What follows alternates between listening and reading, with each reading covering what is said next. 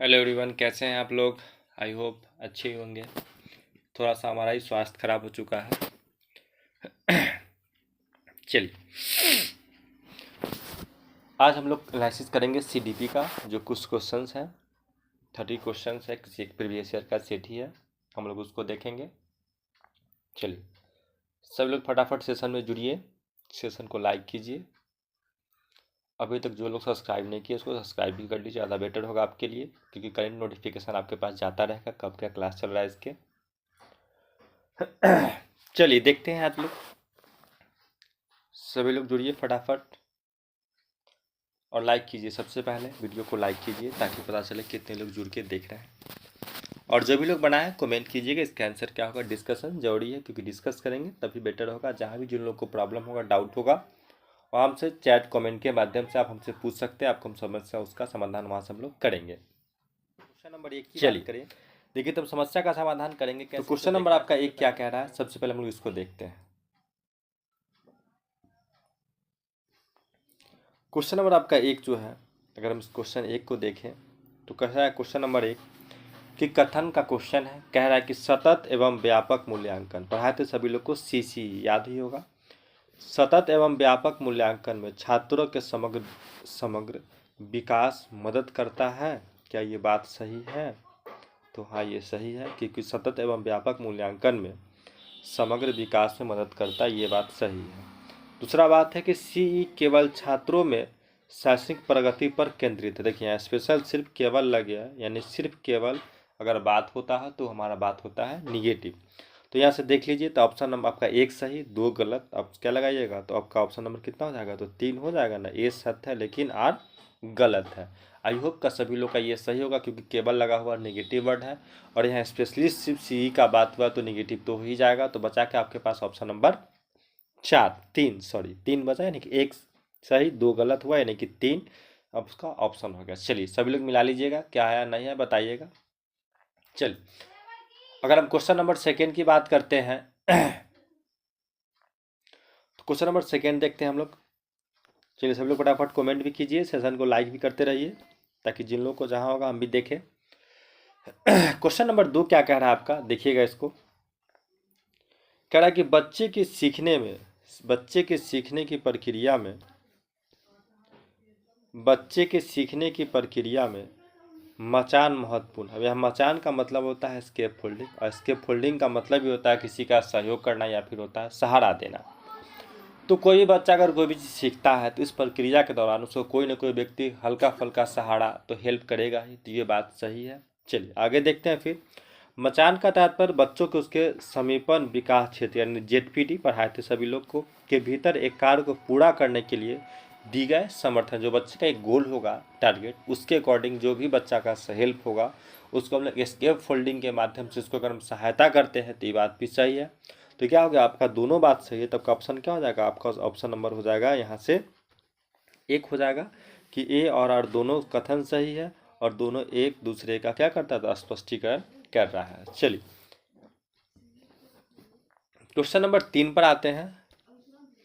Question number आपका 3 क्या कह रहा है, देखिए ये भी आपका कथन से क्वेश्चन है। सारा क्वेश्चन अभी कथन और कारण दोनों पे है, और अब लगभग क्वेश्चन ज़्यादातर एग्जाम में आपके यही पेपर से क्वेश्चन पूछे जाते हैं। कथन वाले क्वेश्चन ज़्यादा हम लोग फोकस करेंगे। कह रहा है कि दीर्घकालीन सीखने में आंतरिक प्रेरणा की तुलना में बाहरी प्रेरणा अधिक प्रभावशाली होता है। दीर्घकालीन सीखने में आंतरिक अभिप्रेरणा की तुलना में बाहरी ज़्यादा प्रभावी होता है, नहीं आंतरिक भी प्रभावित होता है, ये बात गलत हो गया। तो ऑप्शन नंबर आपका 1 सबसे पहले कथन हो गया। कारण देखिए, आंतरिक प्रेरणा सीखने में गहरा जुड़ाव को बढ़ावा देती है, बात सही है, जबकि बाहरी केंद्रित बाहरी पुस्तकों पर केंद्रित, तो सही बात है। आप जो इंटरनली सीखिएगा, ज़्यादा आपको इंटरनली होगा, लेकिन बाहर सिर्फ क्या किताब के माध्यम से आप पढ़े तो अच्छा, ना पढ़े तो अच्छा।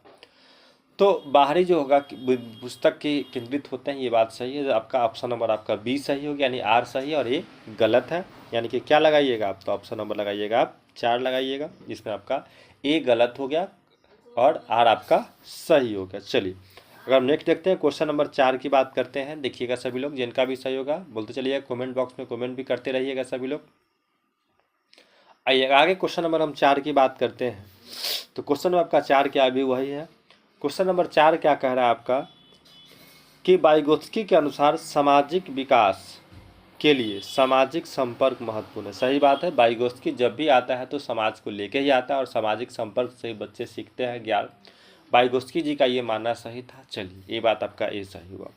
वाइगोत्स्की का मानना था कि बच्चे तब सबसे अच्छा सीखते जब वे बिना किसी सामाजिक मार्गदर्शन, देखिए, बिना किसी सामाजिक मार्गदर्शन के स्वतंत्र रूप से समस्याओं का समाधान करते हैं। यानी कि अब देखिए, इनका यहाँ गलत हो गया, इस समाज का बात किए थे और इसमें लिख दिया गया कि बच्चे, वाइगोत्स्की का मानना है कि बच्चे तब सबसे अच्छा सीखते हैं, सबसे अच्छा का बात हो रहा है जब वो बिना किसी सामाजिक मार्गदर्शन, बिना समाज के, वाइगोत्स्की का हर एक टॉपिक समाज पे जुड़ा हुआ है और यहाँ बताया गया बिना समाज के संपर्क से। तो ये बात तो गलत हो गया, क्योंकि उनके लिए समाज ही सब कुछ था और यहाँ समाज का अवहेलना किया गया। तो आपका एक सही, मतलब ए सही और आर आपका गलत हो गया। तो आपका ऑप्शन नंबर क्या जाएगा इसमें? तो 3 जाएगा। हो गया। चलिए फिर हम आगे देखते हैं नेक्स्ट क्वेश्चन।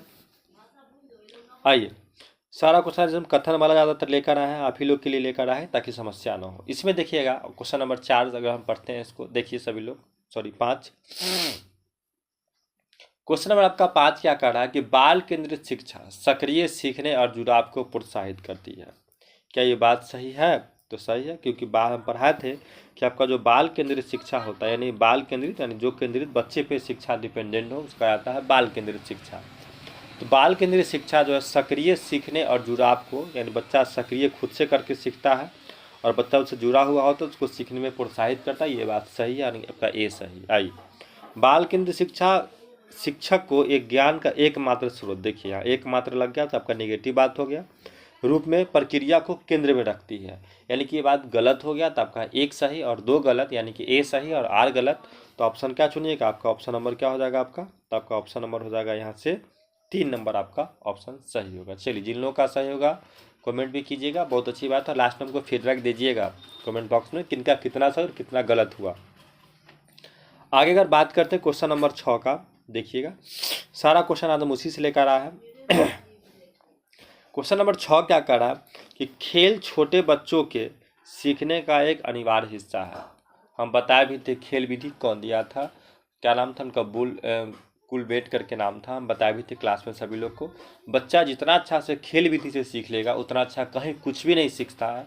तो खेल जो है छोटे बच्चों के लिए सीखने का सबसे अनिवार्य हिस्सा है, यानी बच्चा बिना खेले हुए कुछ सीख नहीं सकता, यानी उसके बिना बच्चा कुछ सीख ही नहीं सकता है। चलिए, तब का ये बात सही है।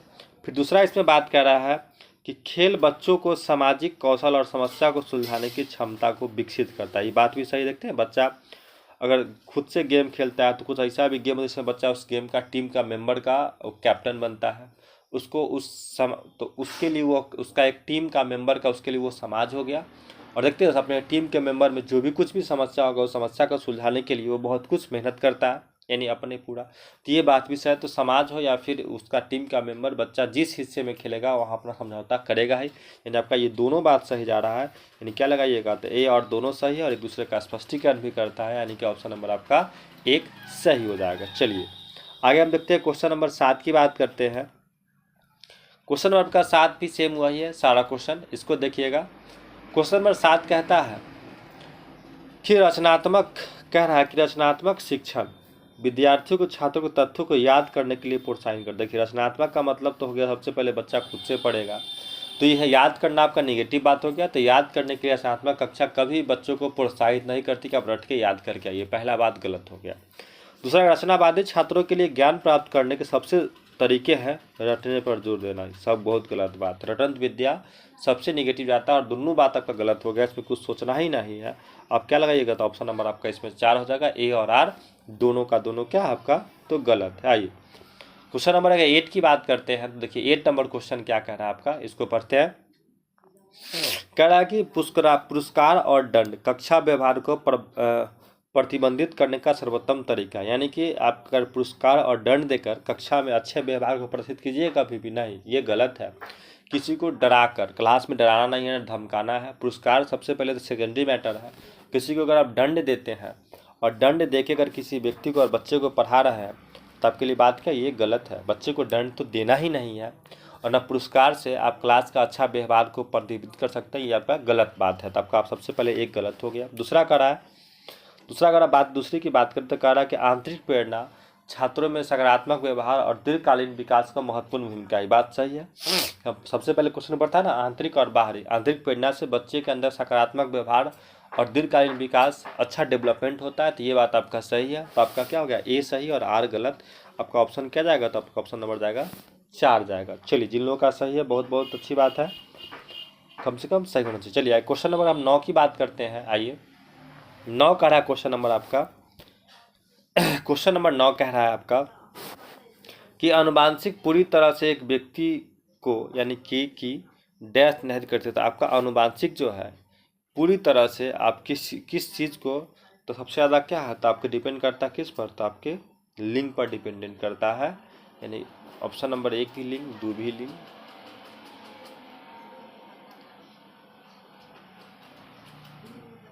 ये थोड़ा सा गड़बड़ लग रहा है, क्वेश्चन टाइप में प्रिंट है, लिंग ही होगा। 1 नंबर सभी लोग के लिए 1 नंबर इसका आंसर लगाइए कि आपका आनुवंशिकता जो है पूरी तरह से एक व्यक्ति में लिंग को ही निर्धारित करता है। सबसे पहले वो लड़का है या लड़की, इसी पे डिपेंडेंट करता है। चलिए क्वेश्चन नंबर 10 पे चलते हैं हम लोग।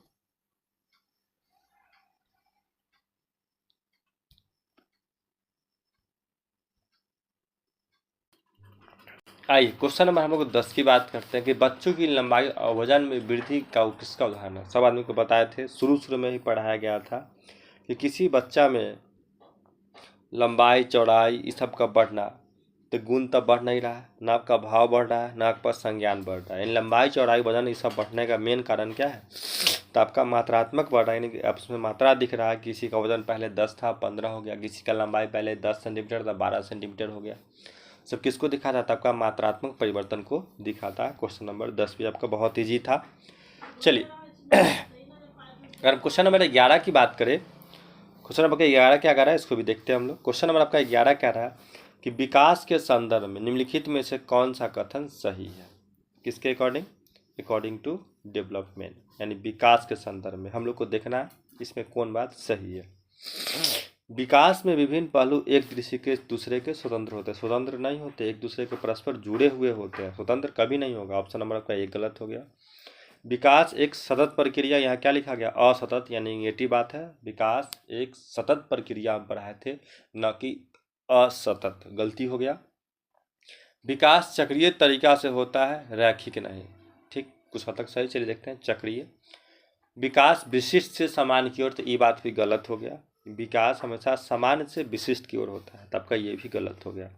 अब आते हैं चक्रीय है, यहाँ लिखा विकास toward the spinal manner of the north, English पढ़िएगा। तो आपका ऑप्शन नंबर 3 सही हो जाएगा कि रेखीय नहीं है, आपका क्या है, एक चक्रीय है। ये बात सही है, यानी कि हम पढ़ाए भी थे, या फिर इसको आप ऐसे पढ़ लीजिए। चल 3 हो गया। अगर क्वेश्चन नंबर 12 की बात करते हैं, देखिए क्वेश्चन नंबर 12 फिर से कथन वाला क्वेश्चन है आपका। चलिए क्वेश्चन नंबर 12 शायद हम एक बार करवा चुके हैं, फिर भी देखते हैं। सेम पैटर्न का क्वेश्चन है तो कोई बड़ी बात नहीं है। करा जबकि कुछ बच्चे 12 महीने की उम्र में बड़बड़ाने और 2 शब्द वाले वाक्य बोलना शुरू कर देते। ये बात भी सही है। 12 महीना यानी 1 साल के बच्चा को देखते होइएगा, कुछ न कुछ बच्चा उस समय से बोलना चालू कर देता है। और अन्य 20 महीने की उम्र तक ऐसा है। कुछ बच्चा ऐसा भी होता है कि 1.5 साल 2 साल का होने वाला होता है, फिर भी वो ठीक से नहीं बोल पाता है। तो ये बात सही है, क्योंकि ऐसा होता है। विकासात्मक प्रतिमान केवल सांकेतिक है और व्यक्तिगत बच्चों का विकास काफ़ी भिन्न होता है। ये बात सही है कि आपका विकास का जो प्रतिमान जो हम लोग दिखाया गया था, डेवलप सीरा कि बच्चा में जो नॉर्मली होता है वो केवल हम लोग एक संकेत के माध्यम से दिखाते हैं। बात सही है, केवल लग गया तो निगेटिव नहीं, यहाँ नहीं के लिए कहेगा कि ये बात सही है कि विकासात्मक प्रतिमान जो होता है ना केवल सांकेतिक है, यानी संकेत के माध्यम से उसको दर्शाते हैं। जबकि व्यक्तिगत बच्चों का विकास काफ़ी क्या होता है, उससे डिफरेंट होता है। यानी हम लोग एक ग्राफ दिखा दी कि बच्चे तंत्र बोलना चालू कर देगा, क्या ये बात सही कि बच्चा तंत्र बोल पाएगा? नहीं ना, उसका सबका अपना अपना क्या है, व्यक्तिगत होता है। तब का ए और आर दोनों सही है और एक दूसरे का क्या है, तो व्याख्या कर रहा है। तो ऑप्शन नंबर क्या होगा इसका, तो लगाइएगा सभी लोग का ऑप्शन इसका हो जाएगा 2 नंबर। दोनों बात सही है, व्याख्या भी कर रहा है। चलिए अगर हम आगे क्वेश्चन नंबर 13 की बात करते हैं, देखिएगा क्वेश्चन नंबर 13। क्वेश्चन नंबर 13 क्या कह रहा है आपका, हम इसको देखते हैं। करा निम्नलिखित में से कौन सा एक अच्छी तरह तैयार किए गए आलोचनात्मक सोच वाले प्रश्न का विशेषता नहीं है। ठीक, कर उच्च स्तरीय सोच और समस्या समाधान कौशल को बढ़ावा देना, आपको निगेटिव खोजना है। ये बात क्लास में आप लोग सब आदमी सही करते हैं कि बच्चा में कैसा हम लोग सोच को ग्रोथ करें कि बच्चा हमेशा अपने समस्या का समाधान खुद से करे, बढ़ावा देना बात सही है। यह खुला प्रश्न है और कई उत्तरों को प्रस्तुत करने की अनुमति देता है, ये बात भी सही है। अगर खुला वाला प्रश्न, अगर ओपन इंडेड क्वेश्चन पूछेंगे तो बच्चा के अंदर बहुत सारा जवाब होगा क्योंकि उसका कोई अंत ही नहीं होता, ये बात सही है। इसमें मुख्य रूप से तथ्यात्मक जानकारी पर है, तथ्यात्मक जानकारी पर कभी नहीं हो सकता है, फैक्ट इन्फॉर्मेशन जो होगा इसका, ठीक, कभी नहीं हो सकता है। और इसमें सूचना के विश्लेषण और मूल्यांकन की आवश्यकता होती है, तो बात सही है। आपका ऑप्शन नंबर गलती हो गया 3। ये फैक्ट की बात कर, तथ्यात्मक जानकारी, और हम लोग कभी भी ओपन इंडेड जो क्वेश्चन होता है उसमें कभी भी इसका संपूर्ण तथ्य जानकारी हम लोग को आधारित नहीं होता। आपका ऑप्शन कितना, तो 3 हो जाएगा। आइए क्वेश्चन नंबर 14 की बात करें। क्वेश्चन आपका 14 क्या कर रहा है, करे गणित में अपने खराब अंकों के बारे में बात करते हुए अभी कहता है कि मुझे अंकों की समझ नहीं है, अभी अपने प्रदर्शन के कारण किसको ठहरा मारना है। देखिए अब यहाँ बच्चा छोटा सा और कह रहा है गणित में अपने खराब अंकों के बारे में बात करते हुए अभी कहता है कि मुझे अंकों की समझ नहीं है, यानी खुद अपनी किस्मत पे वो दोष दे रहा है कि हमको समझ नहीं है, अभी अपने प्रदर्शन का कारण किसको ठहरा रहा है। तो अपने योगात्मक का अभाव योग को ठहराएगा नहीं, कि उसे योग्यता होता तो उसको आता ही है। सबसे बड़ी चीज़ है उसकी अपनी किस्मत को दोष दे रहा है, अपनी किस्मत को दोष दे रहा है बच्चा कि मुझे समझ नहीं है, यानी कि अब नहीं है तो कीजिए। तो वो अपने आप को प्रथम किस्मत निगेटिव होता है, सॉरी ये तो होगा नहीं। बच्चे में क्या समस्या होगा, बच्चे में योग्यता का अभाव है, यानी कि बच्चे के अंदर लैक ऑफ एबिलिटी की कमी है, इस वजह से बच्चा उस चीज़ को प्रदर्शन नहीं कर पा रहा। हम उसको समझाएंगे, उसका अभाव है। आप लगाइए ऑप्शन नंबर 1, 2 नहीं 1 हो जाएगा। चलिए जिन लोगों का भी है सही है, होता है कभी कभी थोड़ा सा।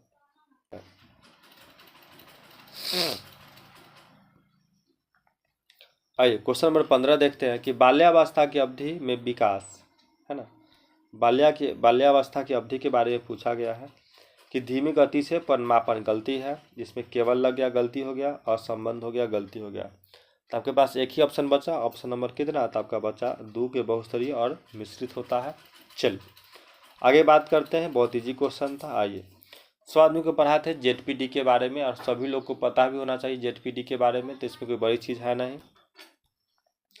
निकट विकास क्षेत्र जेडपीडी बच्चों के वर्तमान स्तर पर स्वतंत्र प्रदर्शन और बेशक अधिक कौशल वाले समकक्षियों की सहायता से बच्चे द्वारा उपार्जित किए जाने वाले प्रदर्शन के मध्य क्षेत्र है, बात सही है। कर दूसरा है कि परंतु नहीं है, ये भी गलती हो गया। 2 समान व्यक्ति के पहुंचाना, देखिए ऑप्शन नंबर 1 से हमको अच्छा दिख भी नहीं रहा क्योंकि हम पढ़े हैं। सभी लोग ऑप्शन नंबर 1 ही लगाइए क्योंकि सबसे अच्छा इसका ऑप्शन नंबर 1 ही होगा। आइए जेडपीडी है तो उससे अच्छा कोई हो ही नहीं सकता। चलिए आइए हम लोग आते क्वेश्चन नंबर 18 पर। चलिए बताइए सही आंसर क्या लेगा सभी लोग। जीन प्याजे है तो सभी लोग को सही होना चाहिए। और इसमें ज़्यादातर हम क्या बताए थे, जब भी जीन प्याजे वाइगोत्स्की कोहल वर्ग हो,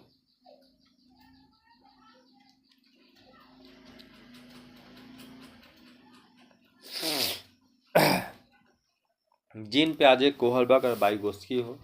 हम लोग ज़्यादा क्वेश्चन इंग्लिश में देखेंगे। कारण जीन प्याजे के अनुसार बच्चे अमूर्त संज्ञात्मक अवस्था में कब होते हैं, हम लोग को इसके बारे में बताना है। देखिए सबसे पहले कहा कि अमूर्त की बात हुआ, अमूर्त की नहीं। तब परिकल्पित निगमात्मक तर्क और प्रतिज्ञान्वित चिंतन कार्य में समर्थन, बात तो सही है। करा केंद्रीय और अनुत्क्रमीय सोच, नहीं गलत है, हो ही नहीं सकता, इसमें नहीं लग गया, बातें खत्म। प्रतीकात्मक और सांकेतिक खेलों में भाग लेना, नहीं। अमूर्त है, अमूर्त का सोच क्या है पहले समझिए। अमूर्त चला आता है आपका कि जो चीज़ दुनिया में नहीं है, बच्चा आप उसके बारे में सोच रहा है, तो उसके बारे में बच्चा सोचेगा कब, जब बच्चा इंग्लिश अगर देखिए थोड़ा सा क्या कर रहा है कि एक केबल्स ऑफ है deducting of the person through the are bounded. हाँ ऑप्शन नंबर आपका 1 देखिए कि परिकल्पित, यानी बच्चा कल्पना करेगा, निगात्मक तर्क करेगा, आगमन नहीं निगमन, नियम से उदाहरण की ओर जाएगा। बच्चा इसमें चिंतित करेगा, क्योंकि बच्चे किस में है, तो अमूर्त है। अमूर्त कहने का मतलब कि जो चीज़ इस दुनिया में नहीं है बच्चा उसके बारे में सोचेगा, और ये तब सोचेगा जब बच्चा जाएगा 4th वाले स्टेज में जाएगा तब। तो आपका ऑप्शन हो जाएगा कितना, तो हो जाएगा आपका 1 नंबर। चलिए जिन लोग लगाए 1 नंबर मारिए। आगे बात करते हैं क्वेश्चन नंबर 17 के बाद 18 की बात करते हैं। आइए 18 नंबर क्वेश्चन में हम लोग देख लेते हैं। आइए, कोहलबर्ग बहुत दिन से नहीं दिखाई दे रहे थे। आइए क्वेश्चन पढ़ते हैं। कोहलबर्ग लॉरेंस कोहलबर्ग के नैतिक विकास के सिद्धांत के अनुसार व्यक्ति किस अवस्था में, जब वह विश्वास करता है कि वर्तमान सामाजिक प्रणाली को संज्ञात्मक पूर्वक बनाए रखने और धनात्मक मानसिक और सामाजिक रहता है, यानी कि किसके अनुसार आप वर्तमान में समाज के जो नियम है उसे सक्रियतापूर्वक बनाए रखने और धनात्मक मानवीय संबंध को सामाजिक वर्ग को सुरक्षित रखता है।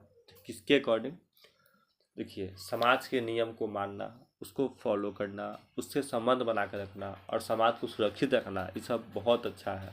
तो ऑप्शन नंबर आपका सीध लगाइए 2 नंबर, क्योंकि कंटेन है तो इसमें सोचना नहीं है। हो जाएगा आपका 2 नंबर आपका ऑप्शन होगा कि सामाजिक क्रम व्यवस्था अभिन्यास, समाज में एक क्रम से एक व्यवस्थित ढंग से समाज को चलाना इस स्टेज का रूल है। आइए 19 की बात करते हैं। क्वेश्चन नंबर आपका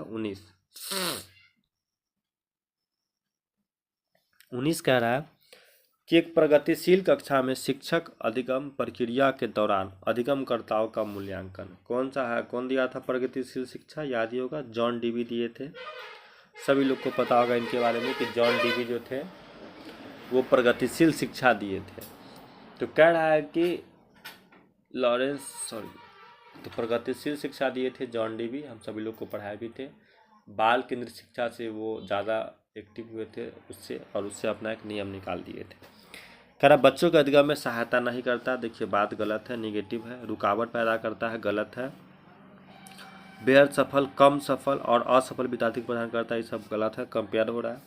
बेहद महत्वपूर्ण है, बच्चे यह समझ की जानकारी देता है कि अध्यापिका अपने शिक्षा साथ में बच्चों की बात सही है। ऑप्शन नंबर क्या होगा, 4 होगा। इस अपना निगेटिव पॉजिटिव पर छाट लीजिएगा।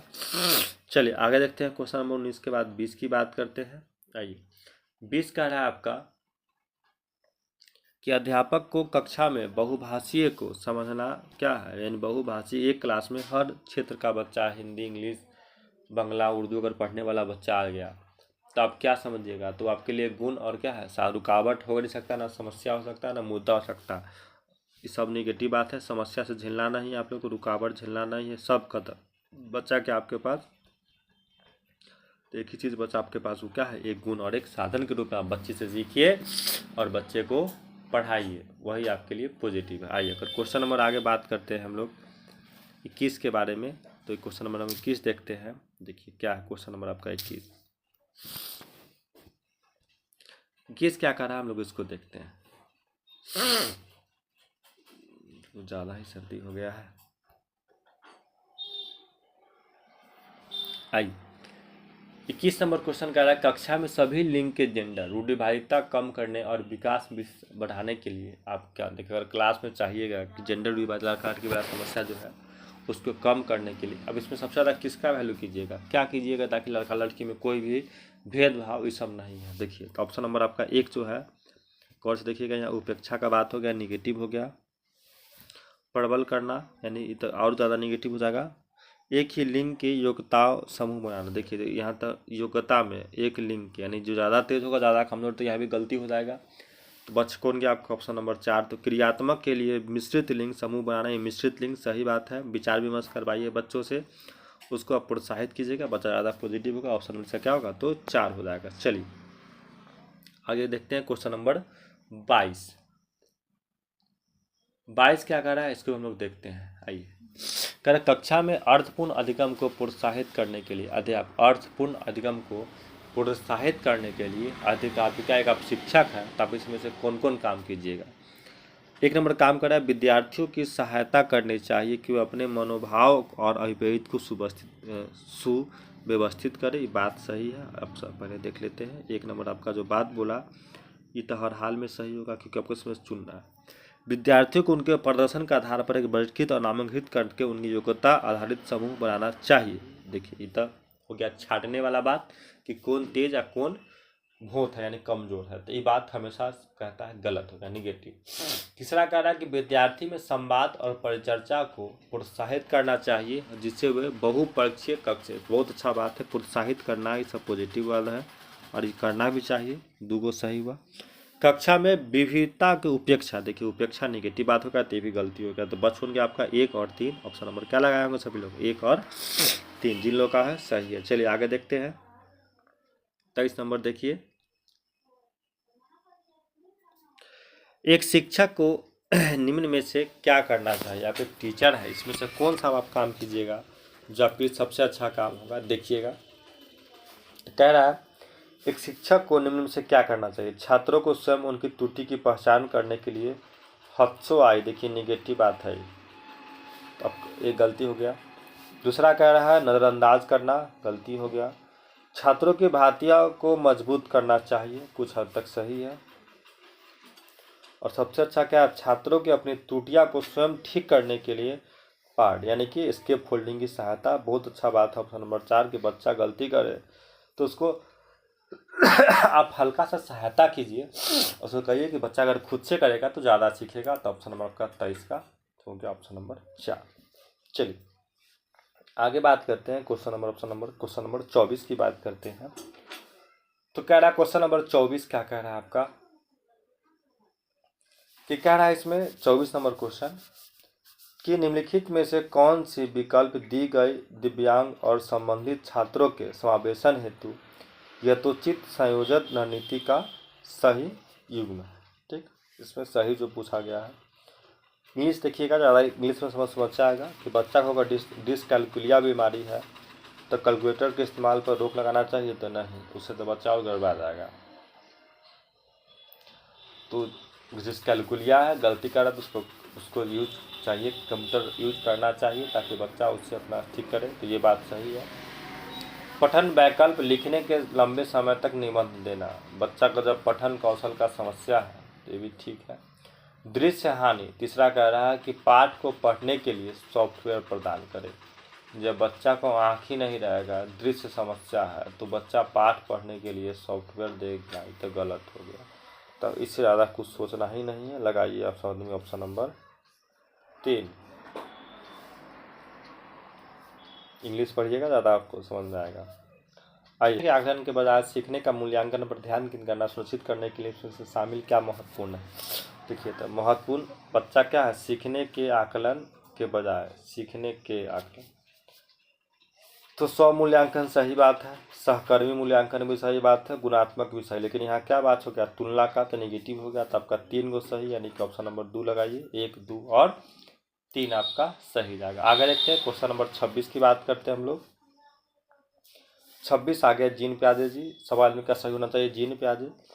पियाजे के संज्ञानात्मक सिद्धांत प्रणाली में स्कीमाओं के पूर्ण व्यवस्थित करना, उनमें स्कीमाओं को जोड़ना क्या कहलाता है, शब्द के पढ़ाते हैं पूर्व, कह रहा है कि पूर्व व्यवस्थित जो पहले से है करना उसमें कुछ जोड़ना, तो क्या कहलाएगा आपका, पढ़ाए थे जोड़ना, क्या कहलाता है आपका, तो संगठन कहलाता है, सोचना ही नहीं है, कंटेंट का क्वेश्चन है सब में, इसलिए नेगेटिव पॉजिटिव सोचना ही नहीं है। आइए 27 नंबर, 27 का क्वेश्चन कह रहा है किस अवधि के दौरान विचार अमूर्त और आदर्शवादी हो जाता है, किस अवधि के दौरान, किस अवधि के दौरान बेदार आपका जो विचार होगा वो अमूर्त, यानी आप अमूर्त सोचिएगा, जो चीज़ें उसके बारे में सोचिएगा, आप एक आदर्शवादी कहलाइएगा।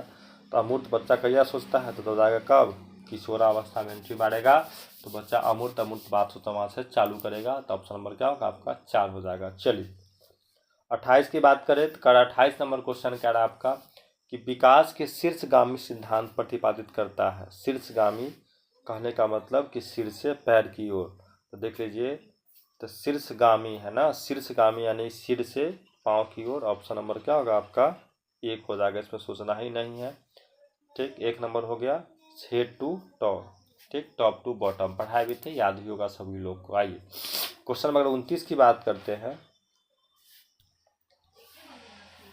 29 कह रहा है कि बाल विकास में संवेदनशील अवधि का क्या अर्थ है। देखिए संवेदनशील बात को, सेंसेटिव सबसे ज़्यादा सेंसिटिव पीरियड किसको कहा गया है? संवेदनशील अवधि। तो ऑप्शन नंबर 1 में लग गया केवल, तो पढ़ना ही नहीं है। विशिष्ट क्षमताओं के विकास के लिए इष्टतम अवधि, हम पढ़ाए थे इसके बारे में, इतम, अति, ये सब पढ़ाए थे, याद कीजिए। तो तीसरा में लग गया कि केवल लग गया, ये भी खत्म। जब अवधि जब शरीर के विकास अपने चरम पर हो, ये बात गलत। आपका ऑप्शन नंबर हो जाएगा 2 सही, इससे अच्छा कोई ऑप्शन नहीं है। इसे हम पढ़ाए थे, जाके देख लीजिए वो भी सब आदमी। आइए लास्ट क्वेश्चन देखते हैं हम लोग, 30 नंबर। करे परिकल्पन है, ये क्या है आपका? तो सभी लोग पढ़ाए थे, परिकल्पन क्या है आपका? तो आपका डेवलपमेंट ऑफ प्रोसेस यानी विकास की प्रक्रियात्मक प्रक्रिया है। ऑप्शन नंबर 1 हो जाएगा। चलिए आपका 30 क्वेश्चन सही हुआ। सभी लोग थोड़ा सा कैलकुलेट कीजिए किनमें कितना सही और कितना गलत हुआ, जल्दी से काउंट कीजिए और कमेंट बॉक्स में लिखिए कितना बाय कितना सभी लोग का सही आया। जिनका जितना सही होगा तो लिखिए, फटाक से बताइए हमको कितना कितना सही हुआ है। तरीका है, कितना पहले सही है उसको लिख लीजिए सभी लोग। कोई लोग अगर 25 आएगा तो 25 लिख लीजिए और स्लेश देके 30 लिखिए। इसका मतलब हुआ कि 30 में आपका 25 सही उत्तर से सभी कमेंट बॉक्स में कमेंट लिख लीजिए फटाक से गिन के। सेशन को लाइक भी कर लीजिए जो भी लोग अभी तक नहीं किए हैं, और जो भी लोग जुड़े इस ग्रुप में अभी जो क्लास चला उन सभी लोग को बहुत बहुत धन्यवाद, और जो नहीं जुड़े उनको भी बहुत बहुत धन्यवाद। ताकि फिर देखिए आपका क्या होता है सेशन, क्योंकि सीडीपी आपका जो भी हम बनवा रहे हैं सारा प्रीवियस ईयर का पूछा गया क्वेश्चन हम आपको करवा रहा है, तो सभी लोग इस चीज़ को देखिएगा। चलिए सभी लोग को बहुत बहुत धन्यवाद जुड़ने के लिए क्लास में। Okay, thank you.